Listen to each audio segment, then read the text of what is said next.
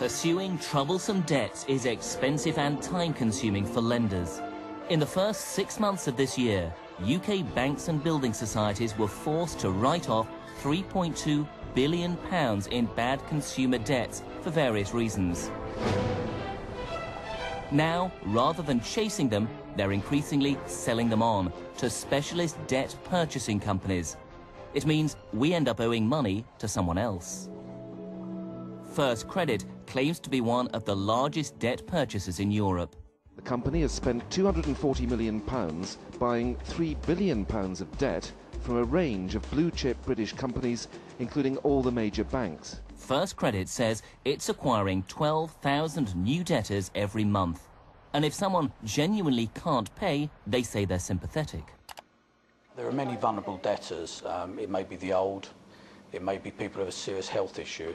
In cases such as that, when a collector ascertains that they are vulnerable, the case is immediately put on hold. One of those with serious health issues is Leanne Blurton's stepfather. He's currently struggling to repay £12,000 with 7 different lenders, but he's in no position to deal with it himself. He's been sectioned and is staying in a psychiatric unit. We're just going to visit my dad at the hospital. He's been there almost 3 months now. He's been under the neurologist now for about 5.5 years. We seem to be getting slightly closer to a diagnosis, but at the minute we're still sort of unsure as to what it actually is.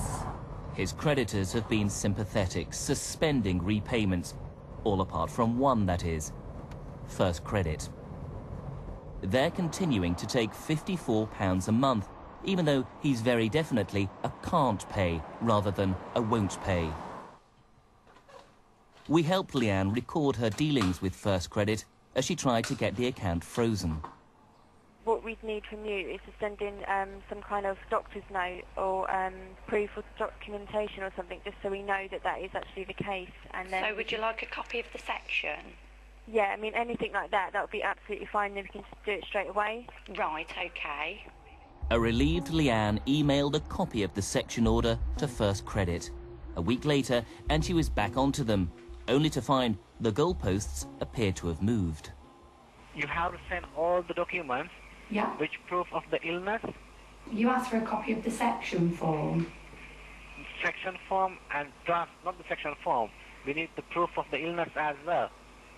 What type of illness he has, and like, you know, doctor's documents, right?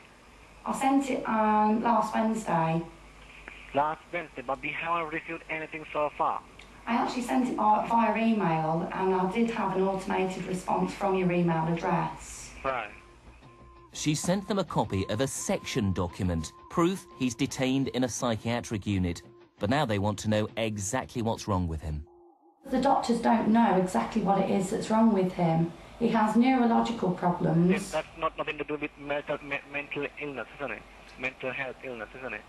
Yes, it does, when he's suffering from psychosis. All right, okay. The man from First Credit reminds her what could happen if the payments are stopped. They could sell any of your assets, such as your home, car, or household effects. Once this goes to the court, ma'am, we will add the interest and plus the administration fees and the solicitor's charges as well. Not quite the tone they take in their video. When a collector ascertains that they are vulnerable, the case is immediately put on hold.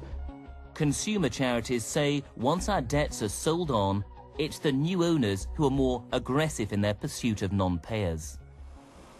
And it's just constant letters and phone calls, and they'll make an agreement to lower the payments in the short term and then they'll just go back on it.